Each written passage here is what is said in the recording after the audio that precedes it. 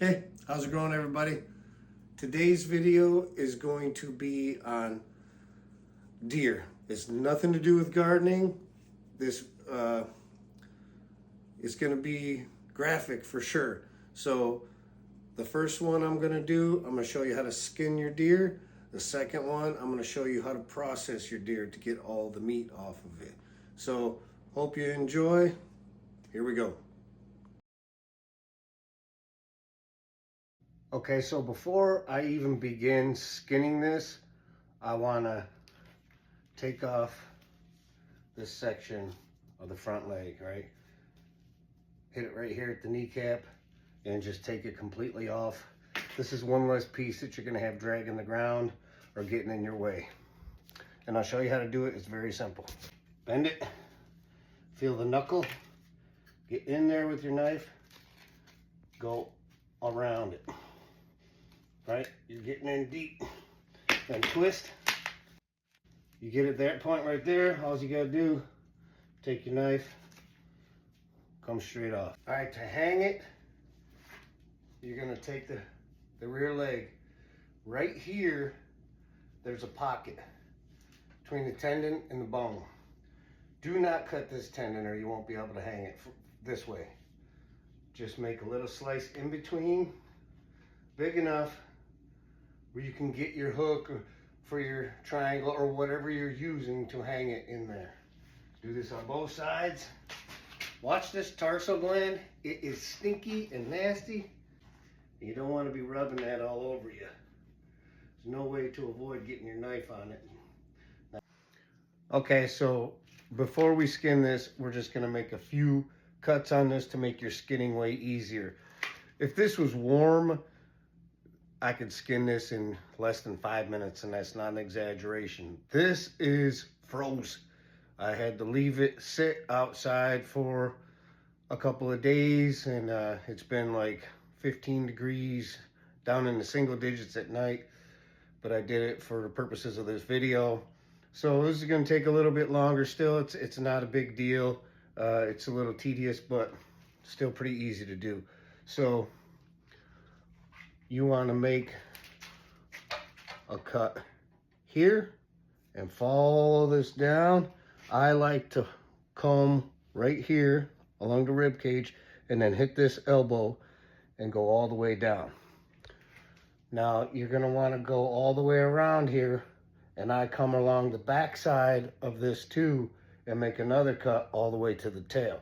So basically it's going out in two sheets. It'll be the back and the front, and I like to do this because there's a lot of things you'll run into as you're pulling, especially if it's frozen. You don't want to tear off any giant hunks of meat, and you can pull out a whole back strap like that. I've watched guys, you know, stick a rock, hang it from the head, stick a rock in there, make their cuts, and drive the skin off and rip off a ton of meat. And I'm not doing that.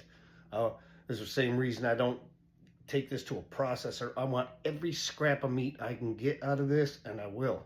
So this is just how I do it. There's a lot of people do it different ways. I mean, whatever works for you, that's what. So we will start right up here, okay? All I do is I'll come in at the top and I'll just comb this all the way down. Keep your tip up so you're not digging into the meat. It helps if you have a small, sharp knife. This is a Havalon. I love this thing. I've been using this for a long, long time. Not this particular one. This is a newer one, but Havalons have always been in my repertoire. Now here, you don't got to worry about digging into meat. This is all pretty much connective tissue, crap like that. But around the rib cage, there's a nice flank you can get with bigger deer, or you can grind it, or you can just leave it attached to the ribs and do your venison ribs. And venison ribs are good, man. Low and slow for a long time. Not much meat on them, but they're very good. I'm going straight to that elbow. Here. Sorry. So I just went straight down to right here. I want to comb this all the way down. So when you pull this off, it ain't all bunched up and it, you know, looks like Sharpie. On top of that, be very careful too. If you're using a Havalon, this is surgical steel. It's razor sharp. It will cut you badly. Okay, that's what I want right there. Slice all the way down. That's it. All the way to the end, wide open. I'm not going to worry about the hair on here because there's still membrane over there that I will take off when I'm butchering it. Okay, we just made our incision all the way down. What you have to do is you have to go all the way around this. So you get in there and gently comb, get this dug out.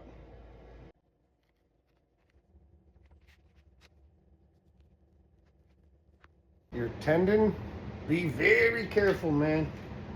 This whole thing will come tumbling down if you cut that tendon.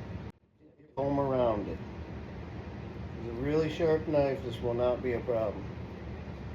And if it was warm, I could simply put my fingers in there and press out, and it'll create a bubble, and the whole thing will just pop right out of there.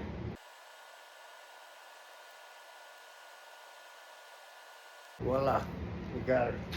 Okay, and then I'm just gonna make a slit all the way down to the tail, to the butthole, following again the tendon. I like to cut down a little ways until I feel safe. I don't have to. This is what I do.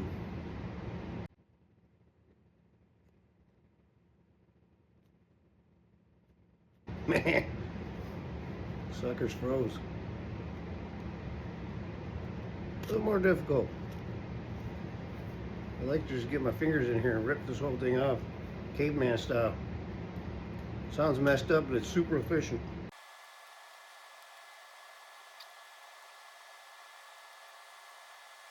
Tearing away. It just peels right off. We'll do this back half first. Got my rope here holding this in the position I want it. This is fine. Now, I'm gonna cut the tail off right now. So, you don't have to cut it completely off, just pop it like that and everything will rip right down. Now, this is what I'll do now. Time out. I gotta show you. I have something I like to do with the neck. When I get there, I go all the way around the top of the neck because I'll take that entire neck roast. That's my favorite cut. And I'll make that incision all the way around because by the time you get all the way down there, you're going to have a whole bunch of bunched up skin like an accordion, and you will get hair all over your neck meat if you don't do it like this or something similar. What I do here, I'll go to the top. I want the biggest neck roast I can get, so feel where your front shoulders are, or your, I mean, the blade's huge, you'll see when I take that off. Come just below that, go all the way around, just all the way around in a circle is all I do. And I don't cut too deep, I just want a circle. I do not want to get the meat. Once I get a hole big enough, get my finger in there. Oh, this ain't frozen too bad at all here. Create a pocket. I'll just make little slices like this all the way around it.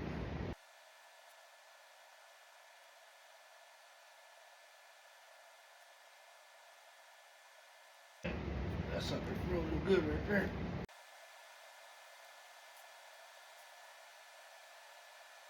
If you can help it, always try to cut outwards because you're not cutting hair into the meat.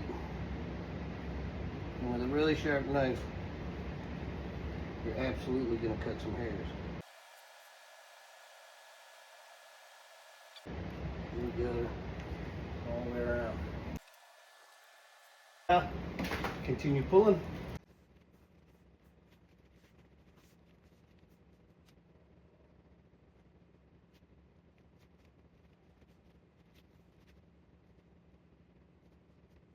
Okay, now I'll do backside. A lot of connective tissue. That's it. I mean, except for the neck part, but that's your whole thing. Then you just gotta take your neck off. I'll show you that. I just get a fistful.